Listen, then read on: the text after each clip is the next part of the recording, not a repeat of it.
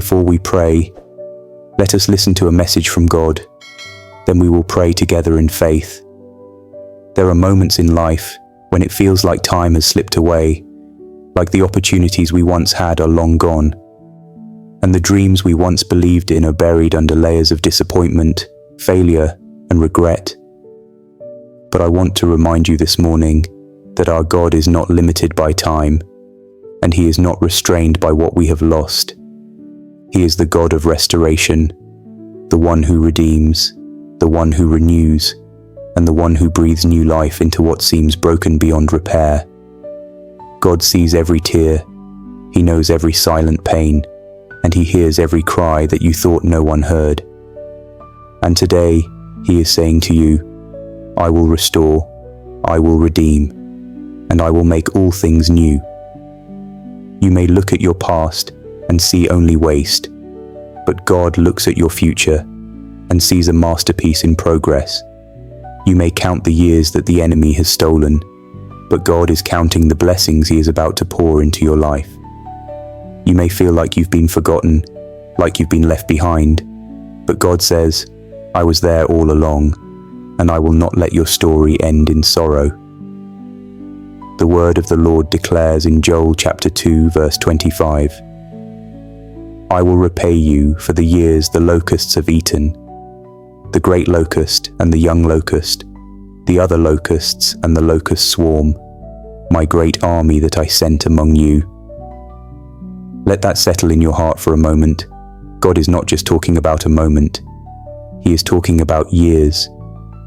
Years that you cried, years that you struggled, years that felt like they were lost in darkness. God is promising, I will repay those years. What a loving God we serve, what a faithful Redeemer, that He not only sees the brokenness, but promises to restore what was lost. He will not waste your pain, He will not ignore your struggle, and He will not leave you empty. He will fill you again.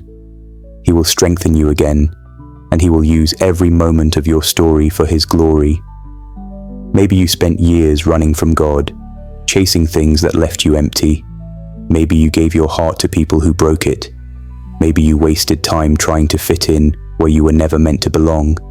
But God says, my grace is greater, my mercy is deeper, and I will restore. Do not let regret chain you down. Do not let the enemy whisper lies in your ear that it's too late, because with God, it is never too late. He is the God who brings dead things back to life. He is the God who calls what is not as though it were. And He is the God who turns ashes into beauty. You may not know how He will do it. You may not see the way forward, but that is where trust comes in. He is not asking you to figure it all out. He is asking you to believe. He is asking you to lean on Him, to walk with Him, and to let Him do what only He can do. God restores in ways that blow our minds. He restores relationships. He restores purpose. He restores joy. And He restores the years. The Bible says in Isaiah chapter 61 verse 7, instead of your shame you will receive a double portion, and instead of disgrace you will rejoice in your inheritance. And so you will inherit a double portion in your land, and everlasting joy will be yours. Oh, let that word sink in deep today. Double portion. God is not just giving you what you lost. He is giving you more. He is taking your shame and replacing it with joy. He is turning your disgrace into inheritance.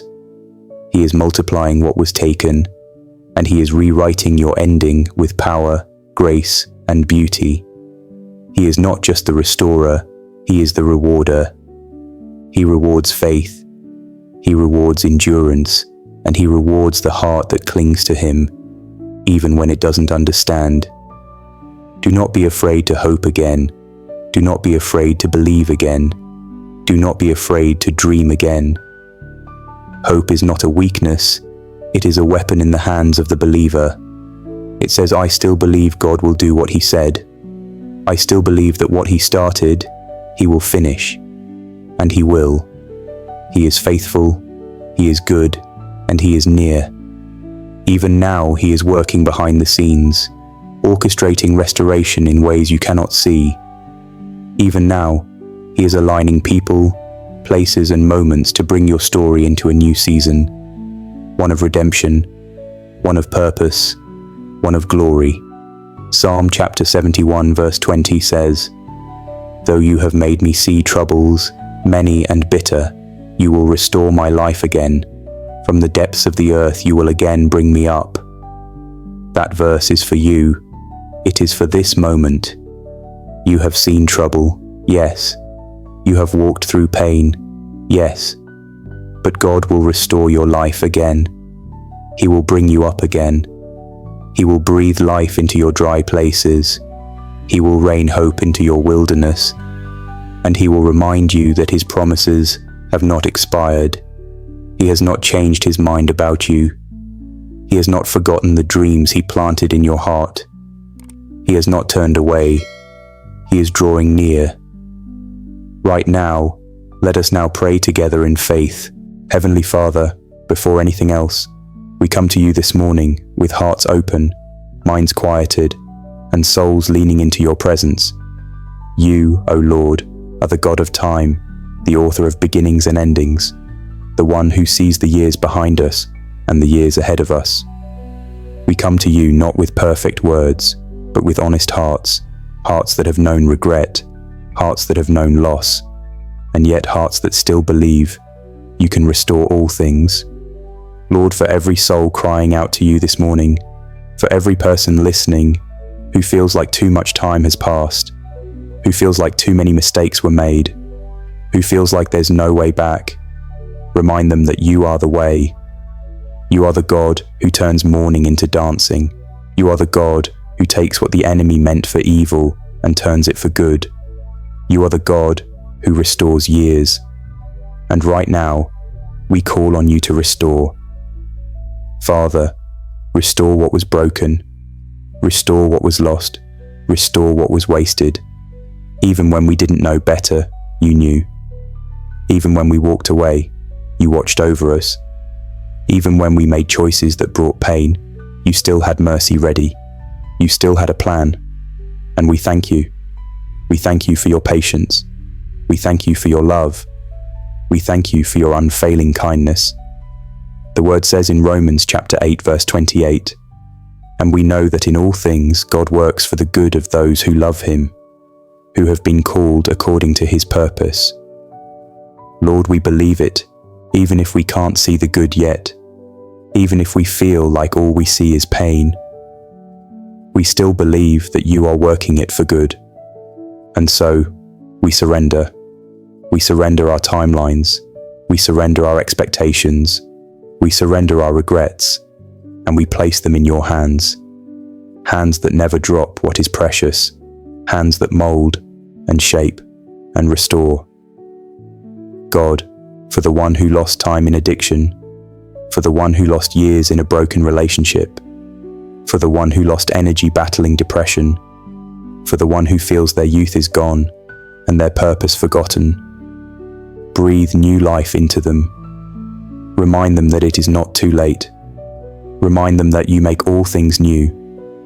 Lift their head, Lord, dry their tears, renew their hope. Let the healing begin this morning.